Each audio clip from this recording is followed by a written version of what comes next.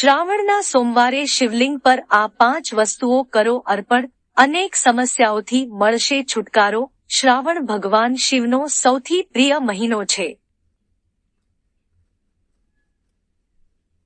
અને ભક્તો આ મહિના દરમિયાન ભગવાન શિવની ભક્તિમાં મગ્ન રહે છે. એક ધાર્મિક માન્યતા છે કે જો તમે આ મહિનામાં શિવલિંગ પર કેટલીક વિશેષ વસ્તુઓ ચઢાવો છો તો તમને ક્યારેય પૈસાની અછતનો સામનો કરવો પડશે નહીં. ચાલો જાણીએ શ્રાવણમાં ભગવાન શિવને કઈ કઈ વસ્તુઓ ચઢાવવી જોઈએ. પવિત્ર શ્રાવણ માસમાં ભગવાન શિવની પૂજા કરવામાં આવે છે. શિવલિંગનો દૂધાભિષેક કરવામાં આવે છે. શિવલિંગ પર ગંગા જળ, ઘી, મધ વગેરે પણ ચઢાવવામાં આવે છે. એવું માનવામાં આવે છે કે ભગવાન શિવ દૂધ, ઘી, ગંગાજળ, મધ વગેરેથી ખૂબ જ પ્રસન્ન થાય છે અને પોતાના ભક્તો પર આશીર્વાદ વરસાવે છે. આ સિવાય અલગ અલગ વિસ્તારોમાં ભગવાન શિવની અલગ અલગ રીતે પૂજા કરવામાં આવે છે. આજે જણાવવામાં આવે છે કે શ્રાવણમાં શિવલિંગ પર બીલીપત્ર ચઢાવવાનું ઘણું મહત્વ છે. બીલીપત્ર ભગવાન શિવને ખૂબ પ્રિય છે.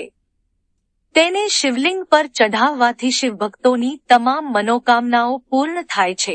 શિવપુરાણ અનુસાર ભગવાન શિવને બીલીપત્ર સૌથી પ્રિય છે. શમીના પાન શિવલિંગ પર ચઢાવવા પણ ખૂબ જ શુભ માનવામાં આવે છે. તેને ચઢાવવાથી ભગવાન શિવ પ્રસન્ન થાય છે. એવું માનવામાં આવે છે કે છોડમાં શનિદેવનો તેથી શિવલિંગ પર શમીના પાન ચઢાવવાથી ભગવાન શિવની સાથે શનિદેવની પણ કૃપા પ્રાપ્ત થાય છે. શ્રાવણ માસ દરમિયાન શિવલિંગ પર કાળા તલ અને ચોખા અર્પણ કરવું ખૂબ જ શુભ માનવામાં આવે છે. શિવલિંગ પર કાળા તલ ચઢાવવાથી પિતૃદોષ શાંત થાય છે. તલ ચઢાવવાથી કોઈ પણ પ્રકારની ખામીથી રાહત મળે છે. તે જ શિવલિંગ પર ચોખા ચઢાવવાથી દેવી લક્ષ્મીની કૃપા પ્રાપ્ત થાય છે. દાંપત્ય જીવનની સુખ શાંતિ માટે શિવલિંગ પર ઘઉં અર્પણ કરવું ખૂબ જ શુભ માનવામાં આવે છે. આનાથી વૈવાહિક સુખ તો મળે છે, સાથે જ સંતાન પ્રાપ્તિ માટે પણ શુભ માનવામાં આવે છે. એવી માન્યતા છે કે શિવલિંગ પર ઘઉં અર્પણ કરવાથી વૈવાહિક જીવનમાં આવતી મુશ્કેલીઓ અને સંતાન પ્રાપ્તિમાં આવતી અડચણો દૂર થાય છે.